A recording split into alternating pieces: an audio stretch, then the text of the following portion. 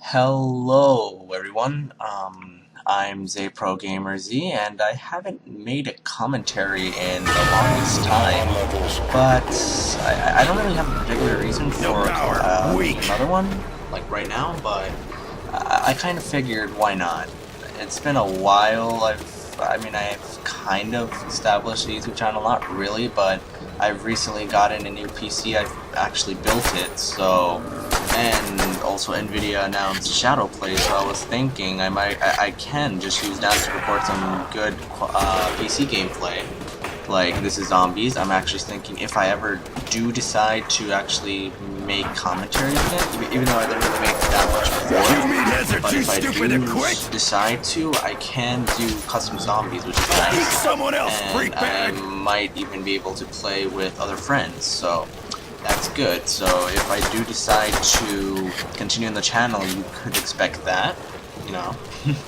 There's no really reason not to subscribe with that. Like, I'm thinking of not only Call of Duty though, with some Steam games, possibly get Gary's mod and play stuff that I guess a lot of other YouTubers have played, but I've been interested in playing for a while, like Prop Hunt, Trouble in Terrorist Town, and, well, since it's Gary's mod, there's also going to be a lot of other stuff, so I'm really interested in that, and maybe even some Left 4 Dead 2, though that will definitely be fun, and if I can, I'm definitely going to provide those videos.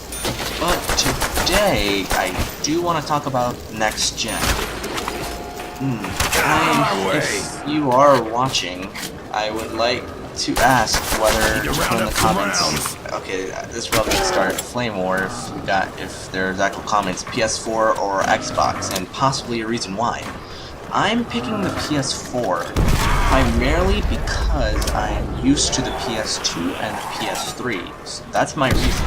It's just neutral territory. Well, not neutral territory, just familiar territory.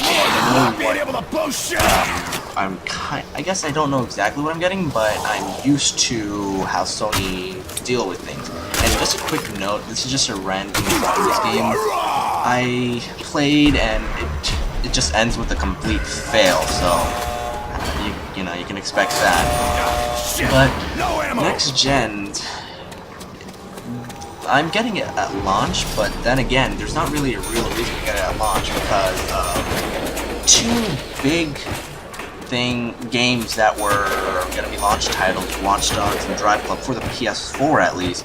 Drive Club was going to be the first party, or second party rather, racing game that, I mean, I feel like it wasn't going to be at the same length as Gran Turismo, but since it's a next-gen racing game, it would have definitely showed the potential of the console. And Watch Dogs, everyone was just expecting that. Like, everyone was pumped for that. Even after GTA 5 rather, people started to get their buzz back in the game, yet they just recently delayed the game. So there's not really a real reason to get it unless maybe you're a real Killzone fan, or just like me, I just want to, since I had terrible experience trying to pick up a PS3, so I just want to make sure I have it, though it'll probably have a lot of launch problems, but that's the main reason I'm getting the PS4 at launch, is so then I can actually have it. I mean, I'm gonna probably play a few games, but I think I'm gonna stick the majority, for the most part, to the PS3 still, just so I can play with my friends. But I want to talk about also, is there really a point to getting a PS4 or Xbox One? I mean, though I built this PC, I don't see myself really getting that much into PC gaming. I still really enjoy consoles, because the whole thing about consoles is that everyone can get it. It's affordable, so you can play with all your friends. And the thing about PCs, it's pretty selective of who you can play with. It depends on whether they have the money to go out and build the PC together, like build a PC, and actually then, if you already have people on the console, it's going to be pretty hard to tell them to go invest in other games. So that's one thing consoles have going for it, the social aspect, which is, honestly, the social aspect is what gets me interested in gaming in general. I feel like I would have the amount of games that I've actually played, which is, I mean, relatively, it's not that much, but I have played games my whole life, so if I didn't really play games with my friends, I feel like I would have burnt out on stuff like Call of Duty and games in general just a while ago. It's like, it's the social aspect of getting to play with your friends and interacting with them that's what keeps me going playing games. And you can't really get that to the same extent on PC rather. I mean, you can make a lot of new friends, but for the existing friends, you most likely have Xbox One or PS4, which is why you play that. But also, though that's one thing consoles have going for them is to play with friends, eventually though, it's going to be kind of a hard sell to actually get a console. I mean, a few years down the line, PS4, right now, PS4 and Xbox One are kind of like mid-tiered PCs, which aren't bad, they still look beautiful.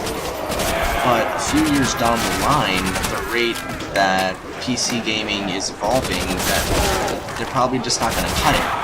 Though that, honestly, I'm not exactly interested in graphics. I'm more interested in stuff like frame rate, because I want the games to actually play well. So hopefully, I mean, that could be a big problem of how games actually run later on. Like games right now that are being made for next gen, stuff like the games just don't run well anymore at all. It's like more reasons to like PC, but I've heard from my friends that it's just terrible. Like the hardware is very limited right now, and the games really do suffer because of that. Since the developers want to develop more, I guess, make more expansive games. So I mean, developers will still continue to make console games because that's where they're going to get most of their sales. But a few years down, like eventually, there's not going to really be that much of a reason to get a console besides friends, because it's not going to be a superior gaming experience, unless the only thing really that they have going for them would be exclusives. Though the whole PC gaming, they're also getting a lot of really good exclusives that entice people to play on PC rather than Xbox and PS4, so they kind of lose that main reason. Also, Sony and Microsoft, they actually do also have, like, invested a lot of money in them, so they know what they're doing, but they don't really commandeer as much, they don't really seem as confident as they were when they revealed the PS3 and Xbox 360, which is hopefully, I hope it doesn't really reflect on the actual experience of PS4 and the Xbox One and how it plays out, but I don't really, I'm kind of skeptical of how PS4 and Xbox One will be later on the line, so that's like one major thing to consider when wanting to buy a PS4 or an Xbox One. And due to these problems, this might even be the last console, so I'm not going to actually say that, that is kind of a stretch.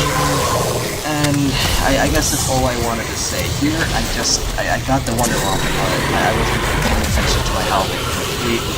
I haven't played Call of Duty, let alone zombies, in so long. I completely forgot about splash damage and being killed by Wonder Wolves. But I hope you enjoy the commentary. Obviously, it's not as good as other YouTube commentators, but I do hope that you enjoy the topic. Have a nice day.